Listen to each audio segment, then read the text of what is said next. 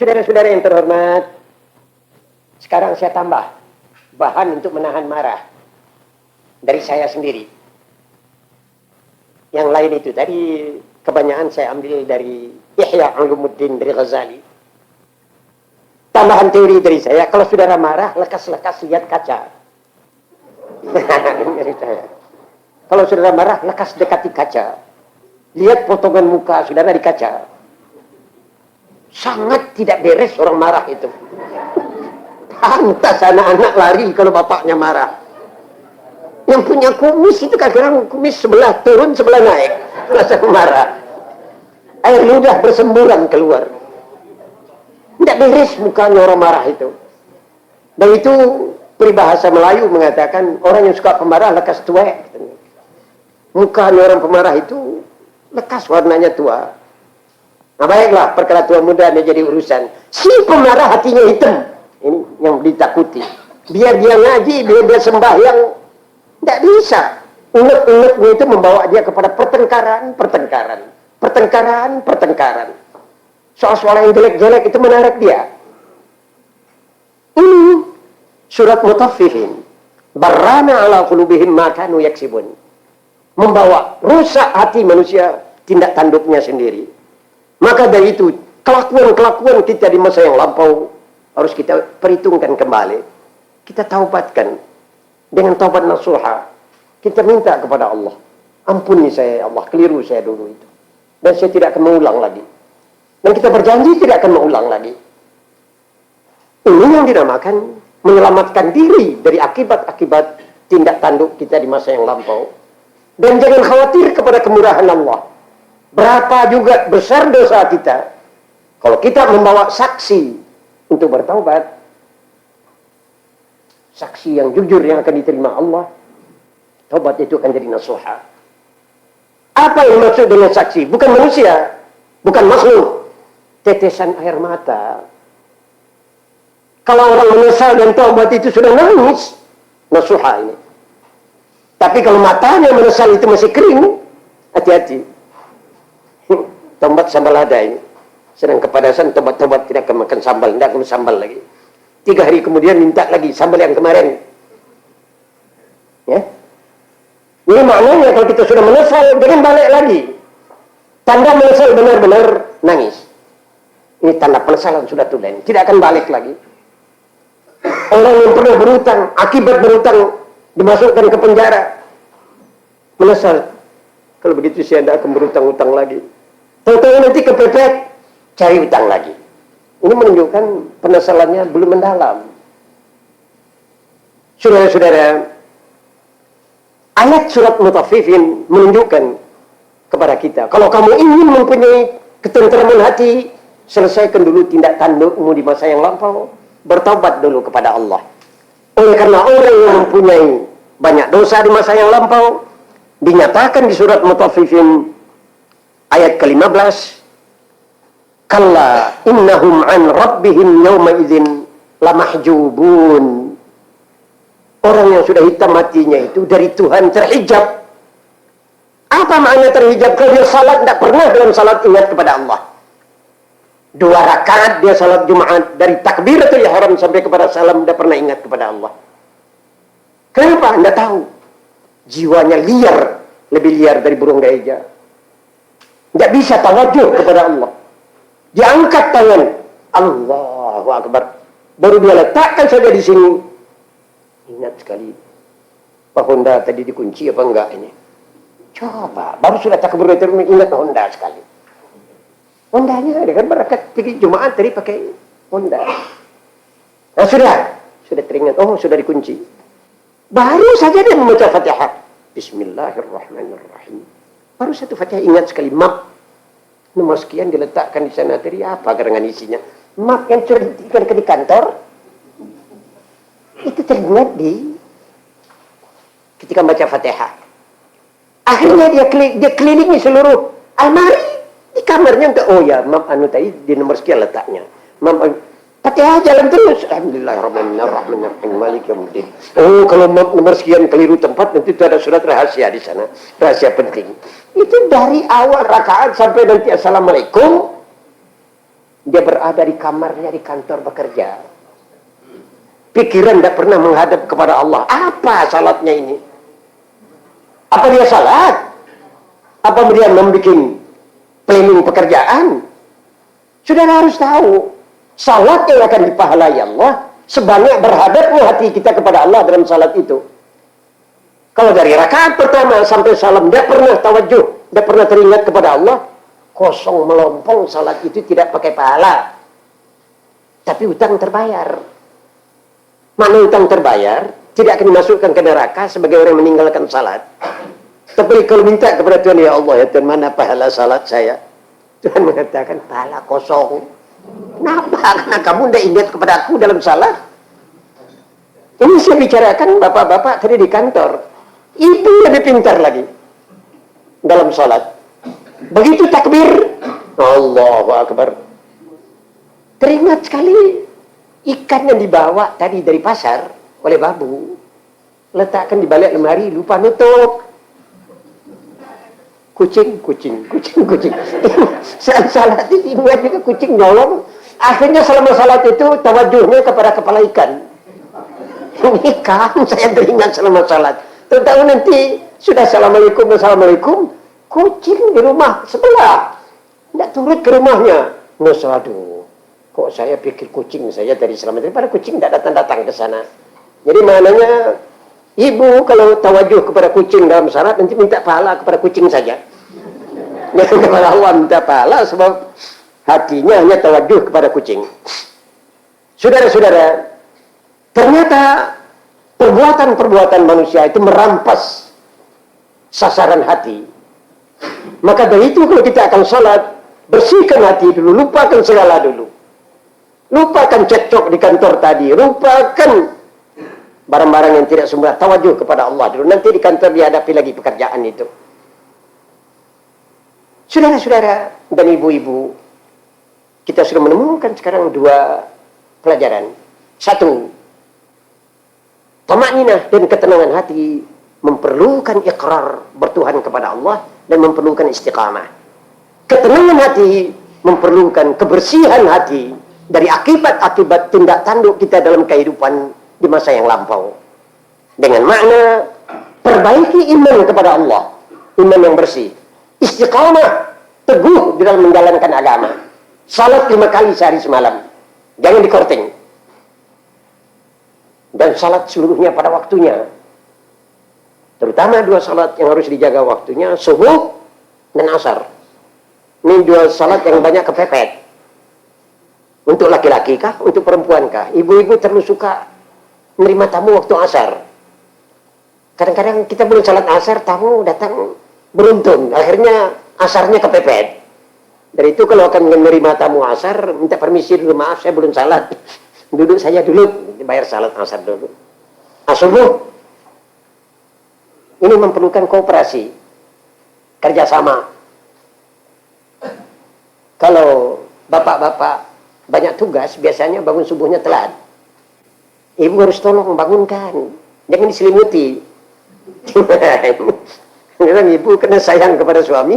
Semuanya orang perempuan bangun pagi itu lebih mudah dari kami laki-laki. Setannya orang laki-laki untuk bangun subuh itu banyak. Tapi orang perempuan gampang sekali bangun subuh itu. Padahal jam 3 tadi dia baru ngomong anak. Jam 5 sudah bangun lagi.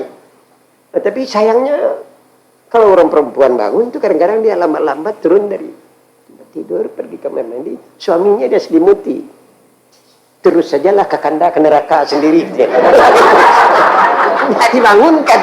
Ini tidak benar ini. Dibangunkan. Subuh-subuh. Ini kalau laki-laki yang pemalas bangun. Tapi sebaliknya juga, kalau perempuan yang pemalas bangun, ya kita laki-laki jangan tanggung sayang kepada istri. Bangun, mari kita salat jamaah sama-sama. Biar sama-sama di Jakarta, sama-sama juga ke surga. So kalau salat subuh berjamaah suami istri, ya Allah, barakahnya banyak sekali. Ini yang saya maksudkan kooperasi di dalam pemeliharaan salat. Ingat mengingatkan. Dan kalau, maaf ini untuk bapak-bapak, kalau orang perempuan terlalu banyak mengingatkan, jangan merasa tersinggung. Banyak orang laki-laki kalau terlalu banyak istrinya mengingatkan, matanya ngotot. Jangan demikian, itu karena dia sayang itu. Terima peringatannya itu. Masa dibangunkan pagi kakinya naik sekali styling sekali dia. Dikiranya main karate dengan istrinya. Sampai akhirnya istrinya juga tidak mau bangun-bangunkan lagi. Jangan terjadi yang demikian. Bapak-bapak dan saudara-saudara yang terhormat, saya kira sudah panjang ini pembicaraan, dan karena hal-hal yang dibicarakan terlalu meminta tinjauan-tinjauan dan tinjauan lagi dari jurusan-jurusan lain, nggak ketahuan nanti ini pembicara menghabiskan hari, sehingga mungkin melupakan kepada pokok pembicaraan tadi. Saya ulang sekali lagi, ayat pertama mengingatkan kita, ketenangan hati memerlukan satu, pengakuan bertuhan kepada Allah yang murni. Jangan pengakuan bertuhan kepada Allah yang remeng-remeng. Tidak jelas Allahnya itu yang mana. Bagaimana sifatnya Allah yang dipercayai itu. Katanya Tuhan yang Esa. Esa apanya? Apa kakinya yang satu? Apa kepalanya? Ini meminta sifat-sifat Tuhan itu harus kita ketahui. Sesudah itu, Tuhan itu mempunyai peraturan yang harus kita hadapi dengan istiqamah, dengan tetap. Tidak jadi kita bertuhan kepada Allah. Kalau perundang-undangan Allah, kita ringan-ringankan. Kita harus memberi nilai berat. Istiqamah, istiqamah. Teguh, teguh. Menjalankan kewajiban kepada Allah, meninggalkan larangan. Baru malaikat akan mengiringi kita. Menghilangkan sebab-sebab takut dan bingung dalam kehidupan. Dan malaikat akan menyertai kita. Memberikan kabar suka kepada kita dengan syurga. Ini satu styling yang disebutkan di dalam surat Hamim Sajadah. Surat Mutaffifin memberitahu, kalau kamu ingin mempunyai hati yang tenang, bereskan dulu tindak tandukmu di masa yang lampau. Perbuatan-perbuatanmu yang keliru, sesali dulu. Taubat dulu, bersihkan dulu. Karena jinaknya hatimu, tenangnya hatimu, tergantung kepada pemberesan dosa-dosamu di masa yang lampau. Baru nanti hatimu menjadi tenang dan menjadi kuat. Sebab kesalahan-kesalahanmu itu akan datang mengingatkan kamu lagi. Orang yang kamu bunuh dulu itu akan datang dalam mimpimu. Temanmu berjudi dulu akan datang dalam mimpi. Ingat lagi. Tapi kalau kita sudah tobat, itu bisa lupa dan tidak mempengaruhi lagi kepada jalan pikiran kita. Ini dua teori tentang tamanina dan tentang ketenangan yang bisa dicari sambil beramal. Ini bukan teori, sambil beramal. Artinya sambil beramal, ilmu yang ada sekarang amalkan, itu akan melahirkan ketenangan sendiri. Inilah, saudara-saudara, penjelasan tafsir dari dua ayat ini. Semoga Allah Subhanahu wa Ta'ala memberi kepada kita bahan untuk memungkinkan mengusahakan ketenangan hati dan tamaknina sampai akhir dari kehidupan kita masing-masing. Amin. Barangkali lebih baik saya tutup dengan doa pada akhirnya saja nanti. Kalau sekiranya pertanyaan-pertanyaan ini ada yang memerlukan penjelasan, saya berikan peluang kepada ibu-ibu, kepada saudara-saudara menanyakan. Dengan ketentuan, ini seluruh pembicaraan sifatnya memancing pertanyaan. Yang banyak sekali pertanyaan yang bisa timbul. Tapi, cara pembicaraan ini tadi memungkinkan Bapak dan saudara mencari jawaban sendiri dari pertanyaan ini. Saya mengharapkan supaya pembicaraan ini jadikan bahan pemikir dulu.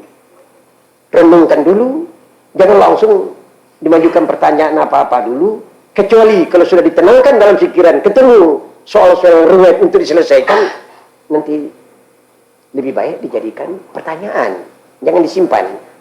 Kecuali kalau ada yang kurang jelas, yang memerlukan keterangan langsung, saya bersedia untuk menjawab pertanyaan-pertanyaan, asal jangan yang terlalu berat, ringan-ringan saja, dalam waktu yang terbatas. A'udzubillahi minasyaitonirrajim. Bismillahirrahmanirrahim. Alhamdulillahirabbil alamin wassalatu wassalamu ala asyrafil mursalin wa ala alihi wa sahbihi ajma'in.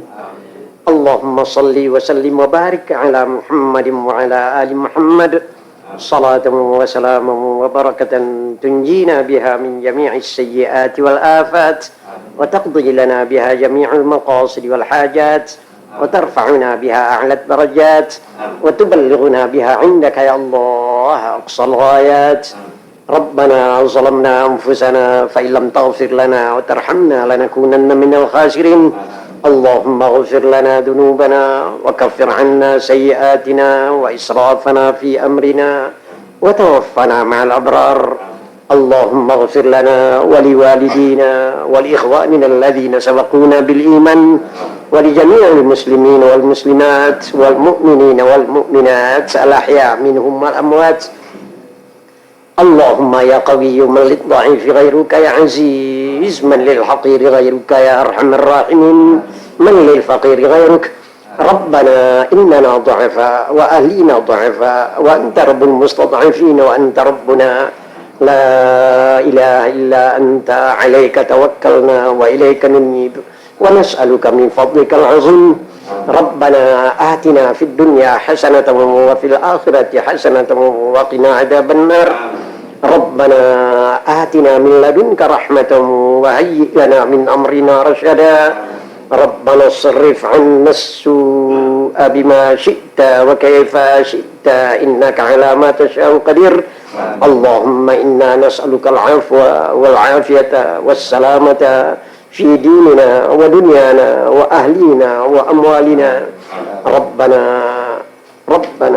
إنا نسألك حسن الخاتمة ونعوذ بك من سوء الخاتمة ونعوذ بك من فتنة المحيا والممات ومن فتنة المسيح الدجال. وصلى الله على سيدنا محمد وعلى آله وصحبه وبارك وسلم.